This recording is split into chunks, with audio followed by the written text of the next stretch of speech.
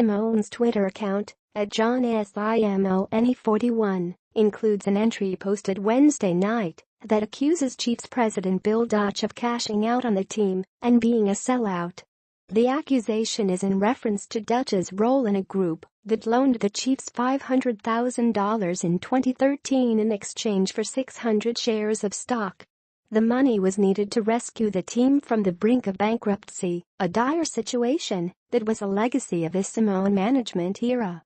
At the time Simone left, he said he resigned. Dutch said his board fired him. The team had accumulated nearly $1 million in debt and needed the infusion from Dutch's group to keep operating. After 4 years of community-owned baseball and financial struggles under subsequent GM Jason Smorrell, the franchise is now portraying the possible Mets deal as the only way to keep a Triple-A team in NBT Bank Stadium.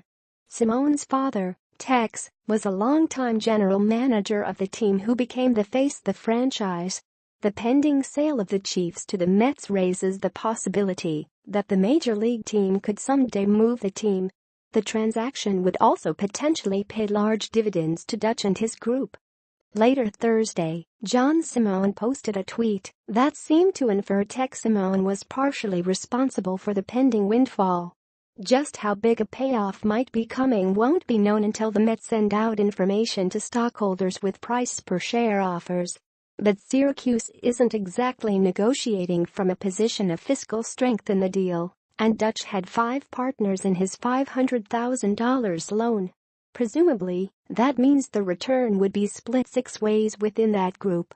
This is not the first time Simone has used Twitter to mock current Chiefs management. Last summer, an entry on his account showed a photo of sparse crowd at NBT Bank Stadium and called it sad. The shot smacked of irony, since many of the crowds under Simone's tenure were of similar size. Chiefs attendance increased by 11.5% in 2017, the largest single-season jump since 1997. Simone did not respond to request for a comment Thursday. Dutch shrugged off his former friend's allegation that his board wants to sell the team for the profit that will go to him and his fellow investors. He said that plan is the only option available to secure a future for the Chiefs. Good for him. He's still carrying a grudge. What can you do? Dutch said. I wish him the best. Dutch said Simone holds a few shares in the team. He didn't know how many, so he would get a payout as well. Dutch said the team remains roughly $1 million in debt, a figure that includes repayment of the entire $500,000 loan from his group as well as a bank loan. New York, Dutch said, has agreed to pay off the debt as part of the deal. Dutch said the board tried to raise capital with a search for new minority investors, but none could be found. He also said it was the Mets that initiated negotiations, not the Chiefs. It wasn't sold for personal gain for anybody. I haven't run into anybody who thinks this is a bad idea, Dutch said.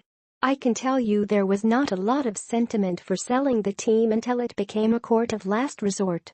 Editor's note: the company that operates Syracuse.com and the Post-Standard owns shares in the Syracuse Chiefs, purchased in the 1960s.